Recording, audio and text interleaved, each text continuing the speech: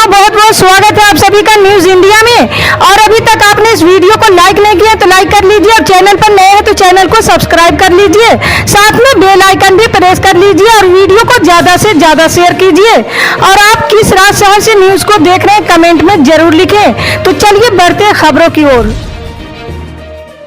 जी हाँ, आपको बता दें कि गुजरात विधानसभा चुनाव की औपचारिक घोषणा हो गई। सूबे की 182 सीटों के लिए 2 चरणों में वोट डाले जाएंगे। पहले चरण में राज्य की 89 सीटों पर 1 दिसंबर को वोट डाले जाएंगे, तो दूसरे चरण में 93 सीटों पर 5 दिसंबर को मतदान होगा। नतीजे 8 दिसंबर को आ जाएंगे। ऐसे में देखना है कि बीजेपी अपने सियासी वर्चस्व बनाए रख पाती है या फिर कांग्रेस की वापसी होगी।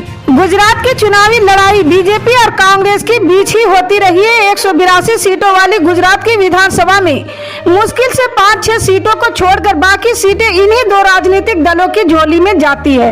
लेकिन इस बार कहा जा रहा है कि आम आदमी पार्टी के चुनाव मैदान में उतरने के चलते मुकाबला त्रिकोण हो सकता है। आम आदमी पार्टी ने गुजरात में पूरी ताकत झोंक रखी है और अरविंद केजरीवाल लगातार दौरे कर रहे हैं ताकि राज्य में कांग्रेस की जगह वे ले सके। इसके लिए तमाम लोग लुभावने वादे भी कर रहे हैं। जी हाँ, आपको बता दें कि कांग्रेस अध्यक्ष मल्लिका अर्जुन खड़गे ने गुजरात में मोरबी पुल हादसे की जांच को लेकर सवाल खड़े करते हुए गुरुवार को कहा कि प्रधानमंत्री नरेंद्र मोदी को ये सुनिश्चित करना चाहिए कि गुजरात सरकार लापरवाही भरी जांच की प्रक्रिया पर खुद को पाक साफ साबित करे। गुजरात के मोरबी में एक पुल के रविवार को गिर जाने से 135 लोगों की मौत हो गई है। उन्होंने ट्वीट किया, मोरबी पुल की मरम्मत नहीं हुई थी। पुल को फिटनेस प्रमाण पत्र और आधिकारिक संतुति के बिना खोला गया था। ठेकेदार इस योग्य नहीं था कि उसे काम दिया जाए। नगर पालिका प्रमुख को पता था कि पुल खोल दिया गया है।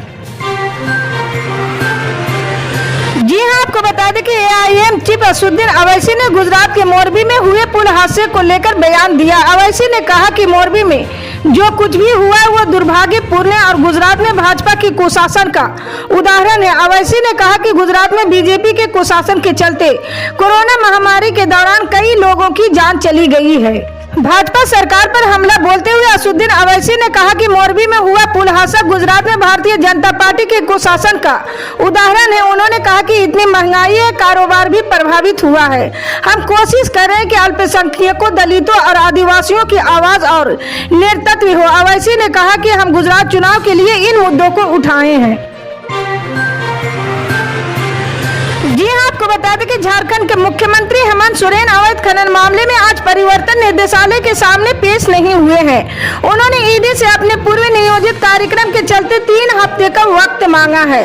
इस संबंध में उनकी तरफ से ईडी को पत्र भी लिखा गया है। वहीं उन्होंने बीजेपी के खिलाफ मोर्चा खोल दिया। सीएम सोरेन ने गुजरात के आदिवासियों से बीजेपी को वोट न देने की अपील की है। उन्होंने आरोप लगाते हुए कहा कि बीजेपी व्यापारियों की पार्टी है, उन्हें आदिवासियों की चिंता नहीं है। उन्होंने कहा कि बीजेपी को राज्य से बाहर निकालकर राजनीतिक रूप से सबक सिखाएं ताकि उसके पास खुद के छिपने के लिए जगह न बचे। जी हाँ, आपको बता दें कि राष्ट्रवादी कांग्रेस पार्टी के नेता संजय पाटिल ने बड़ी औद्योगिक परियोजनाओं को गंवाने के लिए एकनाथ शिंदे के नेतृत्व वाली महाराष्ट्र सरकार पर निशाना साधा है और उस पर गुजरात की सेवा करने का आरोप लगाया है। पुलिस भर्ती को फिर से शुरू करने की मांग को लेकर यहां राकांपा द्वारा आयोजित विरोध प्रदर्शन में पाटिल ने यह भी कहा कि टाटा जैसे समूह द्वारा अपनी परियोजना के लिए दूसरे राज्य को चुनना सरकार के लिए शर्मिंदगी की बात है। पाटिल ने कहा कि परियोजनाओं को गुजरात में स्थानांतरित किया जा रहा है और मुख्यमंत्री और उप मुख्यमंत्री मुखदर्शक बने हुए। अगर वेदांता फॉक्सकॉन परियोजना राज्य में आती तो इससे प्रत्यक्ष या अप्रत्यक्ष रूप से 3 से 4 लाख रोजगार पैदा होती।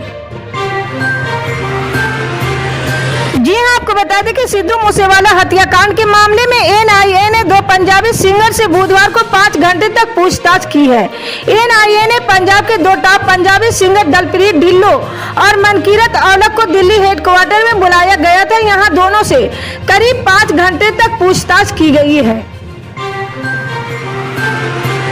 जी हाँ, आपको बता दें कि मध्य प्रदेश में एक बार फिर क्षेत्रों के नाम बदलने की सियासत शुरू हो चुकी है। गुरुवार को भोपाल नगर निगम की बैठक में राजधानी में 2 इलाकों के नामों को बदलने के प्रस्ताव को मंजूरी दे दी गई है, जिसके बाद हलालपुर बस स्टैंड का नाम हनुमानगढ़ी और लालघाटी का नाम महेंद्र नारायण दास जी महाराज सर्वे चौराहा करने का प्रस्ताव पर मुहर लगा दी गई। ये दोनों प्रस्ताव भोपाल सांसद साध्वी प्रज्ञा सिंह ठाकुर द्वारा पेश किए गए थे। सांसद के प्रस्ताव का निगम अध्यक्ष किशन सूर्यवंशी ने समर्थन करते हुए दोनों ही प्रस्ताव को पारित कर दिया है। जी हाँ, आपको बता दें कि यूपी में शिक्षा विभाग में सेंधमारी कर नौकरी पाने वालों के खिलाफ सरकार लगातार कार्रवाई कर रहे हैं।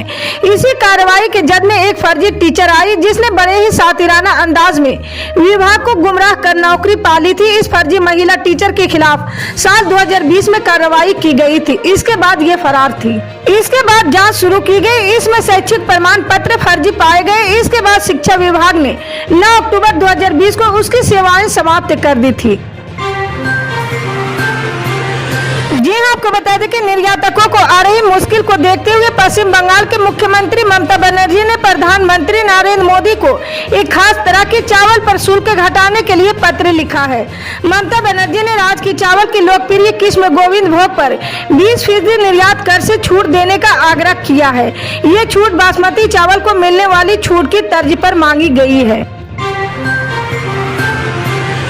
जी हाँ, आपको बता दें कि दिल्ली एनसीआर में प्रदूषण लगातार खतरनाक स्तर पर पहुंचता जा रहा है। ये प्रदूषण यहाँ रहने वाले लोगों के लिए परेशानी का सबब बन रहा है। प्रदूषण के बढ़ते स्तर को देखते हुए नोएडा प्राधिकरण के सीईओ श्रीतु महेश्वरी ने हाई लेवल मीटिंग के बाद 10 पाबंदियां लगाई है। हाई लेवल मीटिंग में तय किया गया है कि जिले के सभी हॉट मिक्स प्लांट और RAC बंद कर दिए जाएं। इसी तरह की पल पल की अपडेट जानने के लिए जुड़े रहें हमारे न्यूज इंडिया के साथ। मिलते हैं अगली बड़ी खबर में, तब तक के लिए जय हिंद।